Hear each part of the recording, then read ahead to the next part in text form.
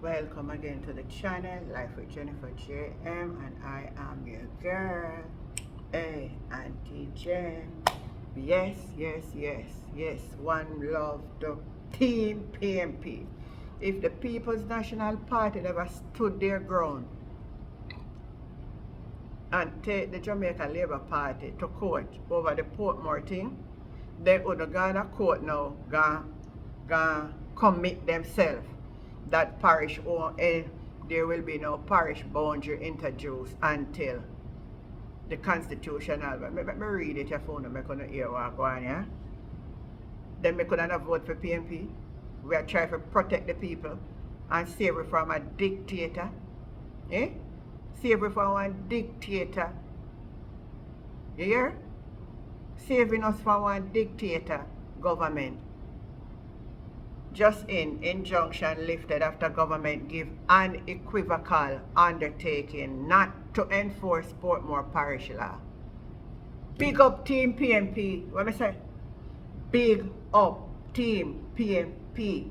Force them that they cannot enforce nothing until they do according as what the Constitution says. So now they can't broke it. They can't run Ghana Parliament, Ghana Party, and run up in the Senate, pass on us a galang and a brag and a boast like say. You know a throw vote pan people, you know carry on and go on like say. Anyway, the Supreme Court has lifted an injunction blocking the enforcement of the Portmore Parish law after the Supreme Court after the government gave an unequivocal undertaking not to bring into law the operation until the constitutional requirement for changing constituency boundary are complied with. Yeah? If the PMP then carry them a court, you don't run here say Portmore Town Parish and they would have do as them like. But we make on know say we have constitutional rights in this country. There is constitutional rights. You hear? There is constitutional right. Constitutional right. They would go ahead and do what they want to do. Pressure bust pipe man. Thanks to the PMP. Thanks to the PMP. Do the thing the right way, man. That's all we ask for. Do it the right and the correct way. You know, my viewers and my subscriber. I want you to take a listen to this gentleman really talk to Jamaican, because sometimes I come in like say some Jamaican. You know, so because I don't use the word some and say more than half of the population and know nothing about constitutional right. Then give it their own right. Then make them trample upon their own right. And then you will know it now and I try to stand up for it. You know? So, take a listen to this. A message to the Prime Minister of Jamaica and his cabinet that they are not the one that made the decision or reform of a constitution, but it's the people of Jamaica that should make that decision. The constitution must come from the people, by the people, for the people, and not from the Prime Minister and his cabinet. No constitution can be ratified without the people input of that constitution. It's the citizens of Jamaica that will be affected by these wordings of the constitution. Their rights are at stake when you leave it in the hands of the politician to make those decisions. And the Andrew Holness administration continue to violate the rights of the people of Jamaica in many ways and form, but many people do not understand what's taking place or going on, and he knows that. The people of Hear me, Jamaicans. Hear me good. Hear me loud and clear.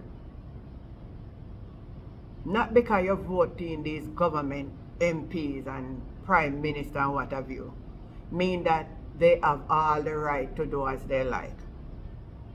Because the first thing, if they had want Portmore to become a parish, the right thing was to do was to deal with the boundaries and all of that first, and have everything in place in the right and proper order. And then you could pass the law. both in the upper and the lower house, and bring it into. Now you end up, the opposition have to carry your court, and you have to go in a court now, go make a commitment that the guidelines that the opposition was talking about, you have to meet the requirement before you can actually bring it in force. So, boy, may I tell you, them are people here, boy, something wrong with them. That's all I know. Something wrong with them. Because I say, if the PNP never jump at it, my people, the PNP never jump at it, you'd have hear things done. You hear? It would have done. So make we watch now and see how them are going to draft the boundary now. Make we see how it are going now, because that's the next part of it again. Else the PNP will carry them back a court again. And if it have a guy Privy Council, it a guy Privy Council. The people don't hear the man say. The government know that the people don't know the constitution and don't know their right. It's the same way the Prime Minister built up the whole must-stop and mark goal about him a dual citizen. Knowing firmly well that the constitution is not against it. And it caused one problem. So they know that the people don't pay attention to nothing. And that's why they don't want to educate the people. Civics not take out of the school curriculum. So the people they don't really understand and know what's going on. Boy, oh boy, me tell you. But you know what? I saw them go on and I saw them stay. Anyway, I want you to take a listen to Damian Crawford talking about how Angie Holness attempt to vilify the PNP by highlighting average inflation from 89 to 207. I'm going to take a listen to what Damian have to say. I'm going to listen to it. And remember, you know, so if you like and share and subscribe to the channel. Life with Jennifer J.M. Big up on the nice clean self. That the Prime Minister presented. In the slides that the Prime Minister presented, it proved that he had the worst performance since he got the baton. Indeed, in 2002-2007, the inflation was 18.5% on average. The Bruce Golding government received the baton and reduced it by 6.2 percentage points and carried it down to 12.3%. The Portia Simpson Miller government got it and reduced it by 6 percentage points and carried it down to 6.3%. Andrew Holness got it and carried down to 5.5, a reduction of less than 1 percentage point. So he's making a big deal about look how me fast when it's just that he got a good batter. Prime Minister Bruce Golding reduced it by 6 percentage points. Prime Minister Portia Simpson reduced it by a further 6 percentage points. Yet they tried to convince us that the best Prime Minister we have ever seen reduced it by less than 1 percentage point. I had to ensure that a picture like this exists, but Holness has done the least. That's a KC man winning that race so beautifully, as we will later today. And Calabar is already at 4th or 5th or something like that. I'm afraid they're way around the corner. But I think they're coming behind even Edith Dalton today. Edith Dalton will beat them. So with the baton, he has done the least.